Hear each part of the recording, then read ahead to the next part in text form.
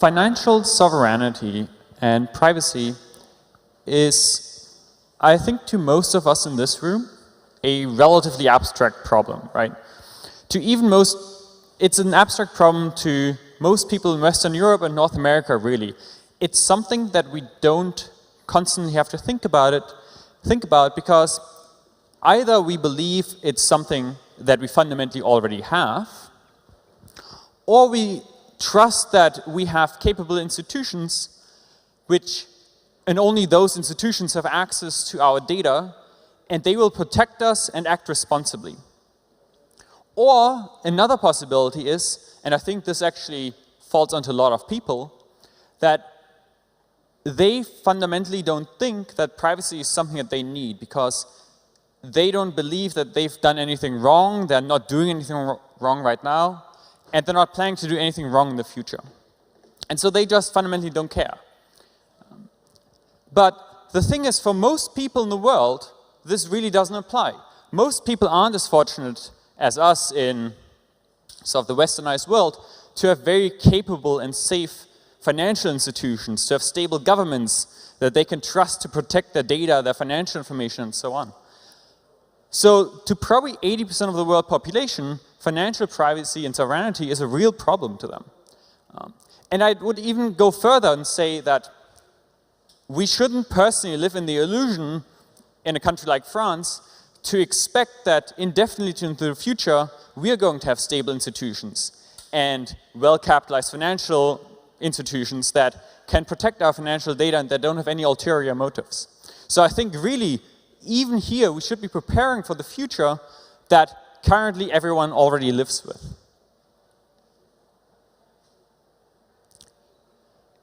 Coming to why it matters. Why does financial sovereignty and privacy actually matter?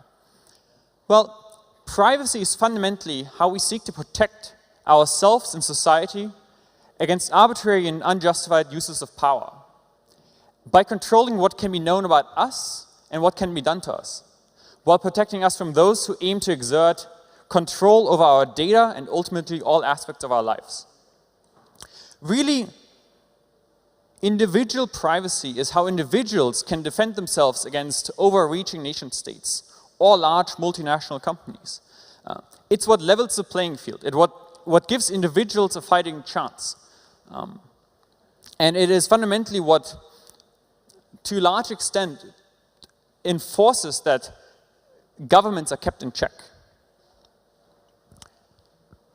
And I want to take a quick detour here and think a little bit about private messaging, for example. So I think all of us, most of us in this room are going to have Signal installed. And if not Signal, then probably WhatsApp. And we've come to really expect, for example, end-to-end encryption because it fits our mental models around how we transmit information to a third party, and it fits our intuition in this. Because when I'm sending a message to my best friend or my mom, I fundamentally care about the message not being read. The problem is that our intuition for how these things work is somewhat out of touch with reality. This was true 500 years ago, maybe even 100 years ago. But with modern technology, the thing that we need to be protecting is not so much the messages. It's really, really helpful to have encrypted messaging. But what matters more is the metadata. Because at no point in history did we have adversaries which can at the same time collect metadata from 7 billion people, aggregate this all into large data sets and run analysis over this. But again, this doesn't really fit the intuition that humans have about what they care about. Because no one really cares about, well, that they've leaked some metadata that they send a text to someone else. And I think this is also fundamentally the problem with financial data. Because with financial information, with financial metadata, there is no message to encrypt. And due to this, we don't really think about the amount of metadata that we're leaking every time like you tap your Visa or MasterCard at a payment terminal. But it's just like the data you're leaking when you're sending a message to someone else. Like the metadata is very, very similar. And the other thing most of us don't consider is how critical our financial data is. It is arguably some of the most critical and private and personal information that we have. Because fundamentally, your financial data tells what food you eat, what books you buy, what movies you watch, whether you go to the gym, and what medical bills you're paying. Like, revealing your entire financial history reveals everything almost about yourself. And so I would argue that actually this financial metadata is far more important to protect than even messaging metadata or the contents of messages. And the last thing here is that privacy is not an individual choice. So a lot of people think about privacy for themselves, and that if they don't care, that they can opt out of requiring privacy. But when you think about societies, for example, even though I personally may not care about privacy, I still benefit from a journalist in my country having access to private technology, not being surveilled by the government, because he can discover corruption in the government, which leads to better policy choices being implemented, which even though I fundamentally didn't care about privacy myself, I still benefit from it. So I think this is very, very important to understand for all of us, that even though you personally may not directly care about someone reading your text messages or knowing where you've been to dinner, you still benefit tremendously by this technology being available for other people in your society to use.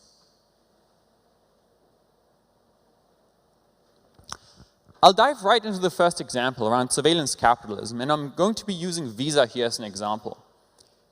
Visa is analogous to MasterCard, American Express, or all like PayPal, WeChat, Venmo, you name it. So I'm just using MasterCard as an example here, but it applies to all these newer financial services. And really, when you think about it, what is the best case scenario with Visa? So Visa collects all your financial data. What's the best case scenario here? Well, the best case is that they just sell your data to advertisers. The best case is that you just see a few cute puppy pictures in adverts because you bought dog food. But what's the worst case, really? And I'll start with a slightly less than worst case, which is at some point, Visa may very well figure out that it's a much better business model to know that you have a Pornhub subscription and that you're donating to a church group, and they're going to start figuring out how much it is worth to you to keep those two things separate, right? But that's not even the worst part. The worst part is once governments start getting involved, or even large companies aggregating more and more of this data, where they start combining your financial information together with location data gathered from your phones, together with surveillance cameras running facial recognition technology outside. And even though all our actual messaging was protected, due to all this metadata being available and aggregatable, we are becoming completely transparent citizens. And this is something that I think very few people think about when they use your Visa card at a payment terminal. Just the raw amount of data you're giving away to private companies here.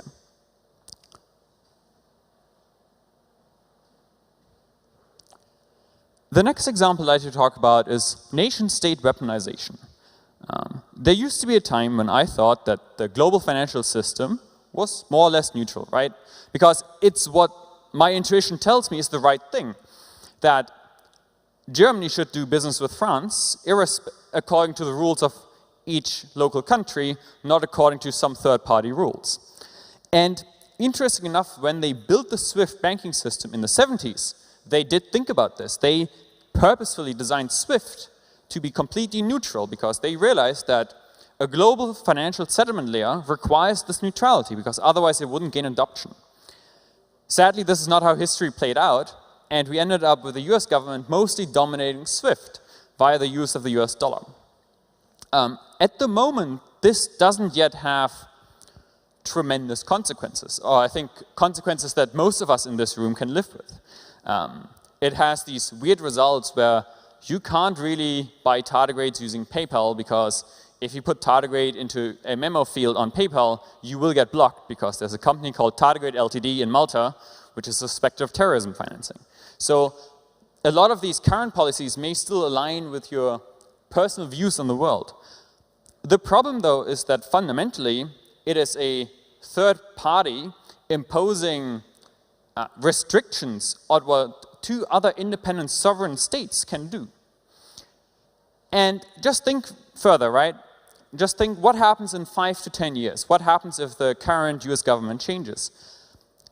We may very well end up in a world where the people that aren't allowed to do business are the people selling contraceptives, because maybe the US government swung to the far right and thinks that this is not a globally acceptable choice. And all of a sudden we're in a financial system that can be easily captured and that has been captured by a single entity that enforces their own policies across the globe. Even that may not be scary enough to you yet. Think about what happens, though, if it's not the US government doing it, if it's all of a sudden China, Russia, North Korea. And I think at that point, everyone here is going to start becoming very, very uncomfortable with this. And I honestly have to say that historically this has worked out really, really well for us, because the US used to be very stable. But we are moving into a phase in the world where the stability of our governmental institutions really isn't necessarily a given anymore. And so it's up to us to design systems that don't have the same flaws. The last example here is DeFi, and I think everyone in this room should be very, very familiar with this. And let me start by saying that I think what DeFi has managed, and what with DeFi I generally mean what public transparent blockchains have managed to achieve in the last couple of years, is fundamentally amazing. We have managed to build a financial system that is open, that is very, very resilient, that anyone can join, that doesn't have very strange restrictions of who's allowed to participate, that gives everyone in the world the ability to have a savings account by the virtue of holding a single address. But I also think that, and actually the other thing about public blockchains is that they've been tremendously resilient. When you think about it, if the Nasdaq dropped 50% tomorrow, mayhem would break loose, right? The banks would need to be rescued, everything is starting to collapse, people don't have food for some reason, even though it's just a stock index that dropped. But in DeFi and generally public blockchains, this is just another Monday. I mean, this happened like a month ago, and everything was fine. No one went under, we didn't have to bail out anyone. It was great. So I think what we've built so far is great in terms of short-term individual liberties, right? When you think about this on a 6-month time scale, when you think about someone that didn't have access to banking infrastructure now has the ability to get a loan that is fully collateralized with some ETH, and he gets some USD in exchange. The problem is, what happens here in the long term? What happens if generally blockchains and decentralized finance become worldwide adopted, if they're the new system? And I honestly think that the long-term consequences to individual liberty are really, really terrifying. Because what we are fundamentally building at the moment on public blockchains is every autocrat's wet dream. It's like, if I was a dictator, I'd really want everyone to start using transparent public blockchains as their financial infrastructure, because it gives me the ability, without requiring that I infiltrate my own financial institutions, that I start hacking some other financial institutions, the ability to view what everyone is doing. The data never goes away, right? And I think, maybe not in this room because we don't have that many Americans here, but I think a lot of Americans are going to wake up to this in like 5 years, once the US government starts clarifying how to tax DeFi stuff, that you didn't pay your taxes correctly. And there's nothing you can ever do. Once you've used a transparent blockchain, this is just what you're stuck with. The data is there. And don't assume for a second, just because no one knows the exact address that you're coming from, that you are private in any sense of the word.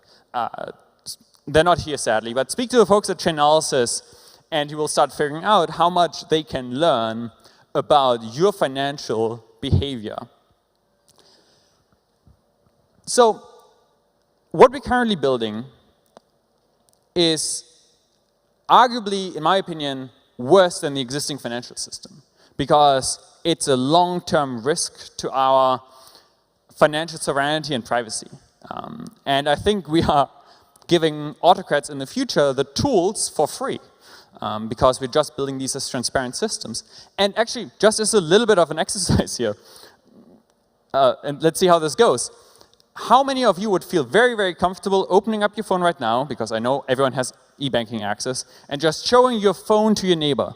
And actually, the less hardcore version of this, how many of you are willing to show their old Ethereum addresses to people? And just take 15 seconds and figure out who of your neighbors is willing to show you your, their financial information.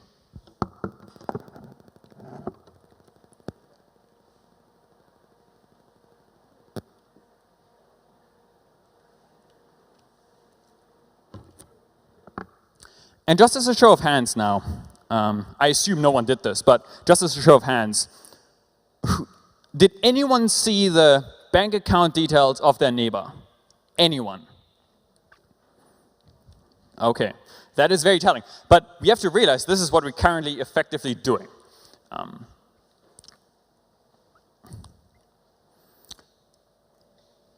So the scary reality of all of this is that building transparent systems is really, really easy, which is, on the one hand, the really, really good part about them, but on the other hand, the really, really scary part. And it is the thing, so due to this, it will require really a coordinated effort in order to move to a more private future.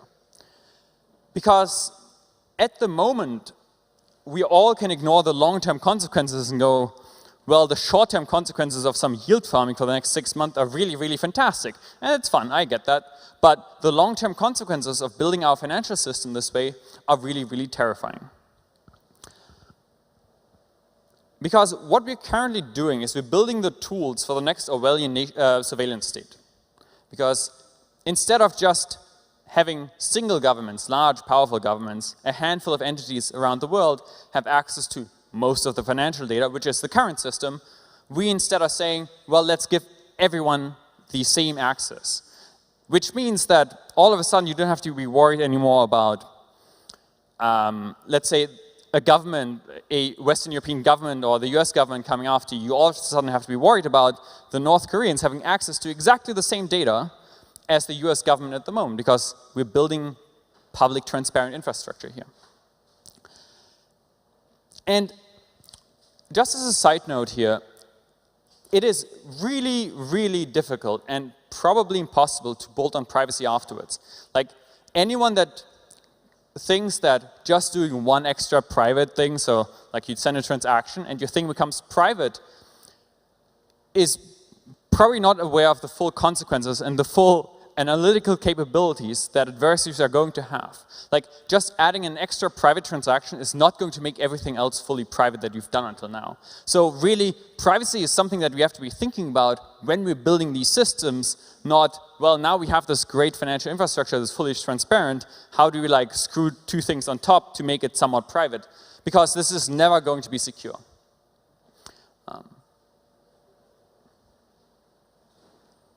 So, to me, this is fundamentally about building protocols that can curtail some of these externalities.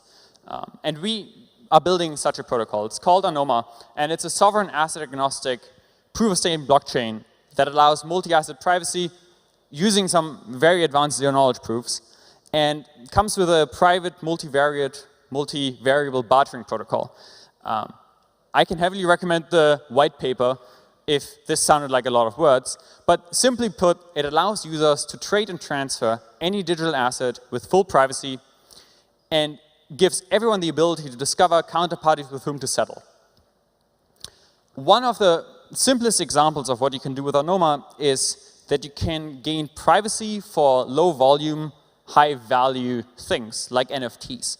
Because in all the existing privacy solutions so far, it's always you have single asset privacy, meaning that you get very, very good privacy for a single asset, but an observer can distinguish whether you which asset you're transacting with.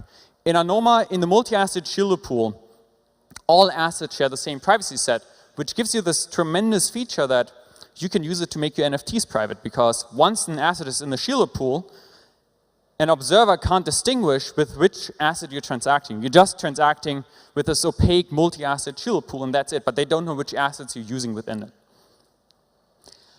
But I also have to admit that Anoma isn't it's not the one protocol. The future privacy stack, the future financial system is going to look much more multi-layered than this. I'm personally a fundamental believer that we're going to see hundreds of L1s actually coexisting, and they will all interact with each other, and we're slowly going to be building up this financial stack, the next financial infrastructure that we can be using. But for example, things we still need is network level privacy. The ability to send a TCP packet to someone across the world without revealing about who's sending it. Or things like open source hardware. I mean, since you've been traveling, if you haven't been following the news, the most modern iPhones are incredibly vulnerable, and fundamentally this is probably not going to change until we start having open source hardware from the ground up that we can inspect, audit, and verify. So I'd like to leave you with this. At no point in history of mankind have centralized entities, whether companies or governments, had more control over our financial lives than now. In reality, a king 500 years ago didn't have nowhere near as much control over their citizens and their financial systems than what modern governments have. And this sounds fairly depressing, I think.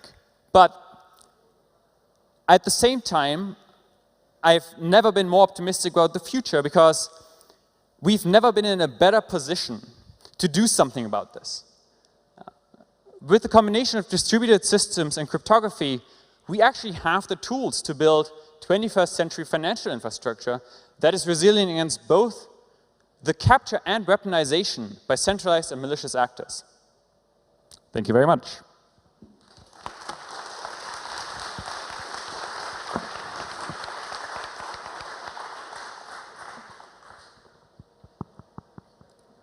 Thank you very much. Thank you. There will be no questions for this session. Hello? Hey guys, if you wanna ask any questions to Adrian, you can